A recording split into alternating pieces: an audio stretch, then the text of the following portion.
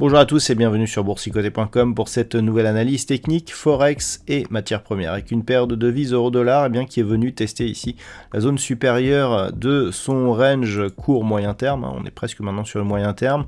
Donc je rappelle, depuis le mois de novembre de l'année dernière, on a cassé ici cette zone des 1.1370 qui agit désormais comme une zone de résistance. On a une zone ici de support qui était l'objectif de cette dynamique baissière sur les 1.1180 et depuis on oscille. Alors on n'a eu qu'un contact sur cette zone des 1.1180, sinon on a ici une zone intermédiaire 1.1235 et surtout ici cette résistance des 1.1370. Actuellement on peut même dire ici que l'on a une zone de support intermédiaire sur ces niveaux proches ici des 1.1280. Ce niveau ici, voilà, même un peu plus bas, 1.1275, ce niveau ici semble coller, je dirais, au directionnel, enfin au non directionnel que nous avons sur la tendance court terme actuelle. Donc toujours ici dans cette phase de range, la tendance moyen-long terme, elle, reste toujours orientée à la baisse.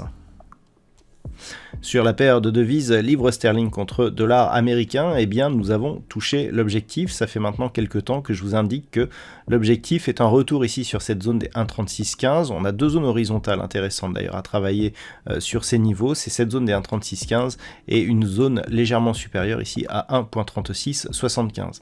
Donc cette zone, elle faisait figure d'objectif, elle a été atteinte. On peut d'ailleurs constater que sur le premier contact, on est directement revenu ici sur la moyenne mobile 20 exponentielle avant de confirmer. Donc à voir maintenant si on cassera d'une manière directe cette ligne ou si on va hésiter un petit peu. Donc clairement, l'objectif étant atteint, on peut désormais penser à des premiers signaux de retournement. Ces zones ici, 1.3615, 1.3675, avaient été précédemment des niveaux fortement travaillés.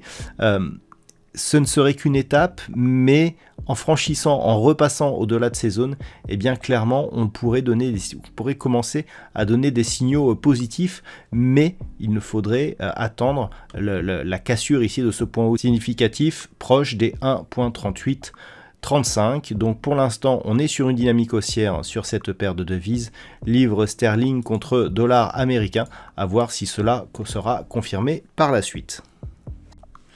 Concernant le métal jaune, nous sommes toujours ici dans une zone d'évolution légèrement haussière. Alors on est neutre tant que l'on est globalement sous la zone des 1831.50, mais la dynamique actuelle nous indique que nous avons une accélération et vu le contexte macroéconomique, ceci est favorable pour l'or puisqu'on attend une inflation qui pourrait encore monter. Donc ceci favorise la hausse du métal jaune. On est sur une configuration qui reste malgré tout relativement neutre.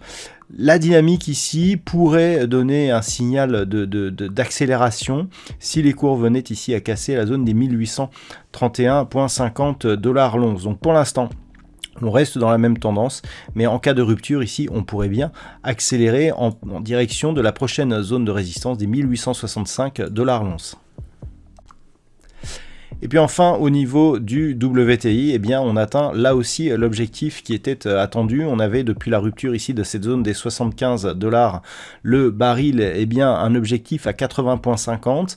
La dynamique ici a été très propre, techniquement. On est bien resté ici au-delà de la moyenne mobile 20 exponentielle. On a une petite attaque ici, mais qui a vite été reprise.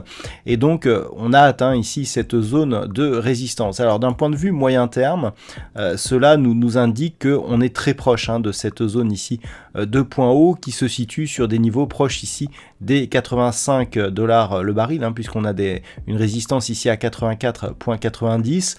Donc l'enjeu, avant de savoir si on atteindra ce niveau, c'est de voir comment vont se comporter les cours ici suite au contact avec cette résistance.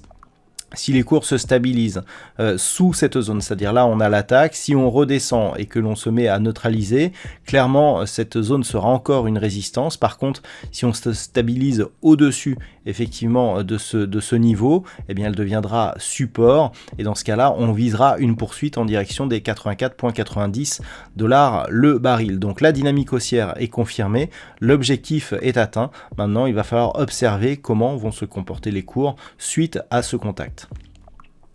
Voilà donc ce que l'on peut dire sur cette analyse technique Forex et matières premières. Je vous souhaite de passer une bonne soirée. On se retrouve dès demain pour d'autres analyses techniques, toujours sur le site boursicoté.com.